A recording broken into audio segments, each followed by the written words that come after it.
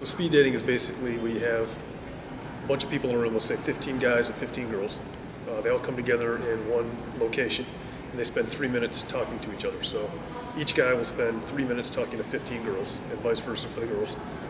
So at the end of 45 minutes, they have met 15 people. They decide who they liked. If a guy says he liked a girl and a girl says she liked the guy after the 3-minute interaction, then it's a mutual, connection, and they can take it forward. Generally, speed dating costs about 30 to 50 bucks. They have their events. They take a couple hours. I mean, it's 45 minutes of actual interaction time. Generally, about 2 hours for the whole session to get there, get organized, sign in, etc. So they're big events. I mean, they're not kind of quick. It didn't exist in 1998. So the first speed dating session was in '98.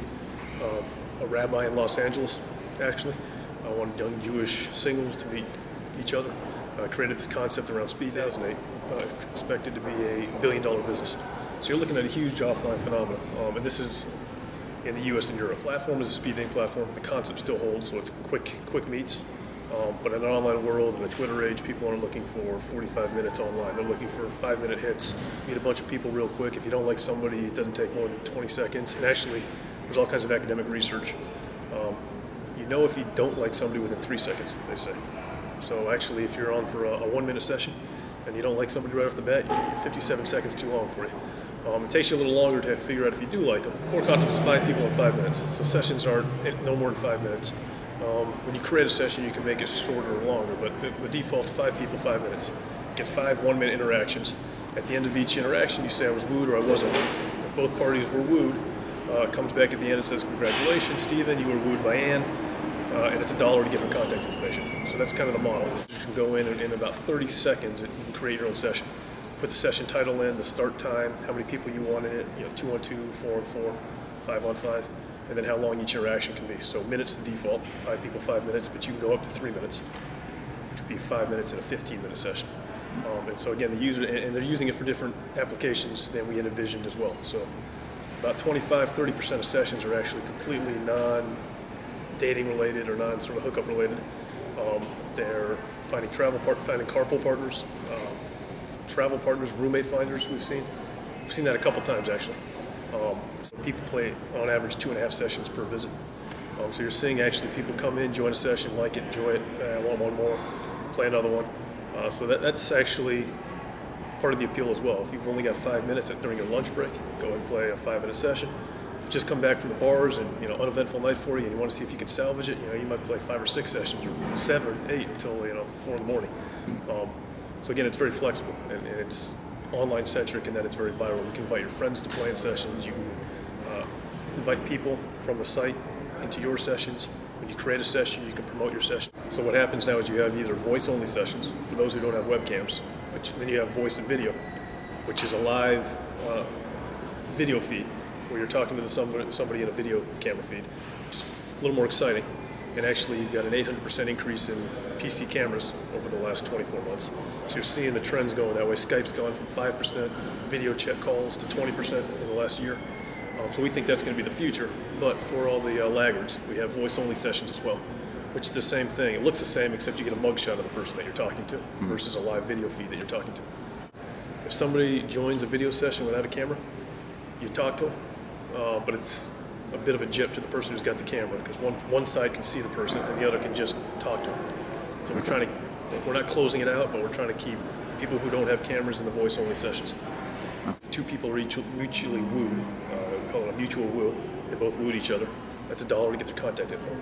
So it's free to play. You play as many sessions as you want for free, and you only pay if there's success. So that's one model. And you can create as many sessions you want. You can create as many sessions as you want, and you can play in as many sessions as you want. So about 20% of our users create sessions regularly, the rest just play them. And you can play as many as you want. The only time you actually pay $1 is if you actually are mutually wooed. So that's the core business model. What we're doing when we get more users, and we've talked to a lot of marketers already, is when there's an empty slot in a session, let's say it's a 5-on-5 session and there's 4 guys and 5 girls. So each girl is going to get an empty slot. Right now we show them kind of a little quick entertaining clip. That will become an advertising clip over time, because you've got a captive audience who's sitting there for 60 seconds waiting for the next slot to come. And rather than entertain them with free content, which we're going to do initially, we'll entertain them with some sort of video ad. And there's huge interest from the advertisers in that, because you can't get a more captive audience than somebody sitting at the screen trying to wait out the 60 seconds. I mean, it's more captive than a TV ad in that sense. Sessions are only between 7 p.m. and 11 p.m. Pacific Standard Time. So all the sessions can be played during that time, and people come to the site during that time, know the sessions are in. The other thing you can do is you can create a session. You could create it for later and then invite a bunch of friends. So there's a viral functionality we've just built in, which is create a session that says invite. And you can invite anybody who's on the platform already or anybody who's not part of WooMe. You can send them an email to your session, and the email comes and it shows a picture of the session and who's in it, and people can join that way as well off the email link. And actually what we'll be doing in the next 2 weeks is doing that via Facebook. So when you create a session, you can news feed that, hey, Steven's created the session to your whole group of friends in Facebook. And you can promote your own sessions that way. It takes about 15 seconds to register. We're not trying to be a eHarmony, which is 60 minutes. In 60 minutes, you've actually met 60 people on our site.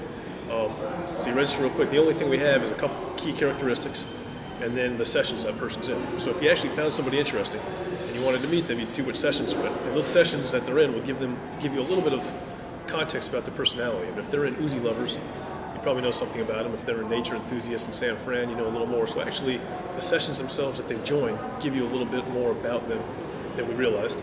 And then you join one of those sessions and meet them in a session. That's how you communicate with them initially, and you try to woo them in a session. And if you wooed them and they wooed you, then you've got yourself communicate freely after that. But in the early days, I'm fully expecting somewhere between 6 and 10% of the people will cheat it. The other thing, though, you got to remember is if you're a guy and you're trying to woo a girl and you've got a minute to do it, and you got to spend 20 seconds trying to save a buck, say, hey, here's my email me. You might have trouble wooing the person. So that also plays it. We're using PayPal and Google Payments. So if you don't have a PayPal account, you can just enter your credit card information. We actually don't store it. It's pretty seamless. You can't tell you're using Google Payments except for the fact that you got a little Google logo. And you can do things like you can buy extra Woo credits. So you can buy 3 or 5 for $3 or 10 for $5. So it's over 1,000 sessions now that we've run. The average session size is about 4 to 4.5 people on each side, so 8 to 9 people total. And like I said, we've got about 30% of the people who are getting mutual connections within the session experience. Users-wise, we have a ton. We have thousands who have pre-registered for the site.